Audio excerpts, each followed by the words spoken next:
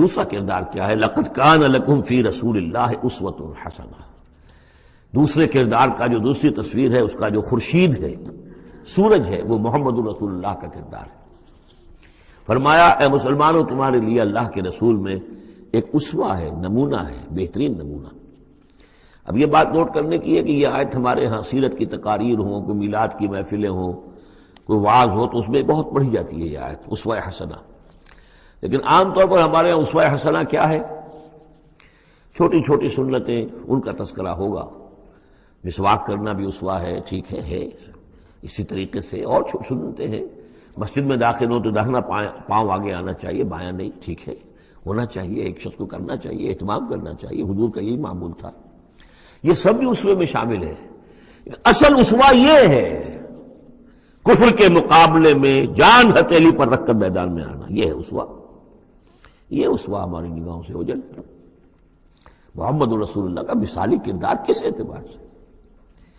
جب بھوک تھی شدید، حضور کو بھی بھوک تھی اور فاقہ تھا. جب صحابہ نے آ کے شکایت کی کہ حضور ناقابل برداشت ہو گئی ہے یہ بھوک، دیکھیے ہم نے اپنے پیٹوں پر پتھر باندھے ہوئے ہیں تاکہ یہ کہ معدے کو وہ جو ہنگر کنٹریکشنز ہوتی ہیں وہ نہ ہو. اس کو کم سے کم جھوٹا ہی صحیح ایک دلاسا ہو کہ کچھ بوجھ ہے میرے اوپر. وہ بوجھ چاہے پتھر کا ہو، کھانے کا نہ ہو.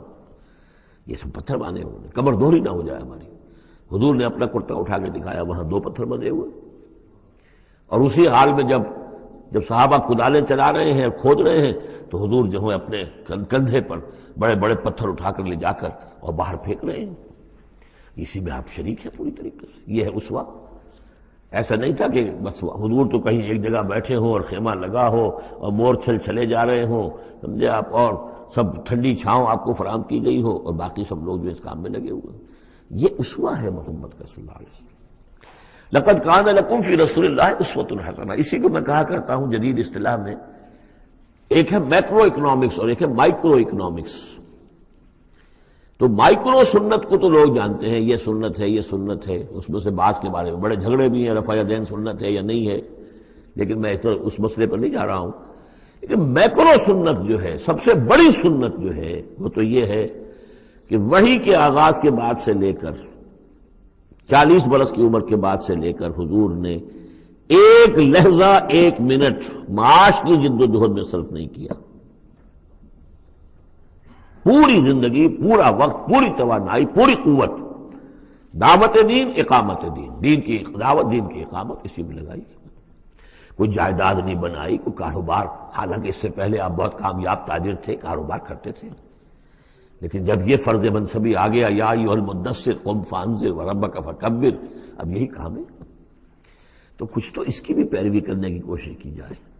اس درجے میں نہ صحیح، وہ عکس تو ہو. میکرو سنت جو ہے کسی درجے میں تو اپنی زندگی کے اندر اس کا عکس پیدا کیا جائے. ہاں اس کے ساتھ پھر چھوٹی چھوٹی سنتیں بھی ہو جاؤں تو کیا کہنے ہیں، پھر نور علی نور ہے.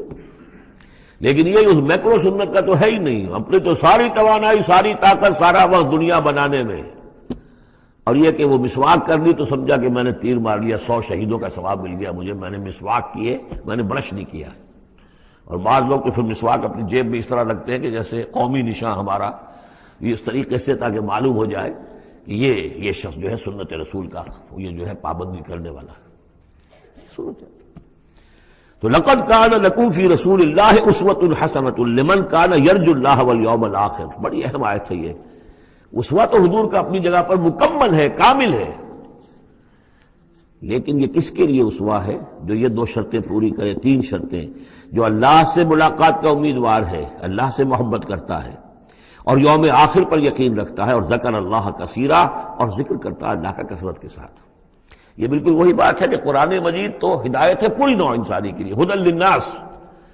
لیکن قرآن سے استفادے کی شرط ہے تقویٰ، ھدی للمتقین.